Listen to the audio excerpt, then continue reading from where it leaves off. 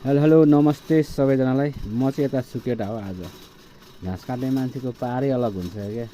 अब कहिलेकाहीँ हँसिया हतौडा बोकेर आउनुपर्छ दाइकोमा, होइन दाइ? तपाईँले चाहिँ पुर्खौली काम अझैसम्म छोड्नु भएको छैन नि, होइन? गरिरहेको छैन, खुसी लाग्छ होइन? गर्नु गरुन्जेल सकिन्जेल गर्नु पर्यो। सक्नु छोडेपछि एक थोक हुन्छ, होइन? त्यही हो, तपाईँले गरिराख्नु भएको छ त। हामी पनि कहिलेकाहीँ होइन 3 महिना 4 महिना 6 महिनामा आउँछौँ क्या। यो हँसिया हतौडा कचिया सबै कुरा बोकेर। के गर्नु, किसानी पर्यो दाइ, होइन? खेती नै हो। ल ल, भिडियो मनपर्छ केटा हो, लाइक कमेन्ट सेयर गर्नु। आफ्नो पुर्खौली काम अझै पनि छोड्नु भएको छैन, गर्दै हुनुहुन्छ। हामीले पनि छोडेको छैन भाइ। हामी पनि हाम्रै पुर्खादेखि आइराख्ने गरिराख्ने कच्याई अर्जाप्ने लाने घाँस धस्काउने भैँसीको दुध खाने, यही छ जिन्दगी।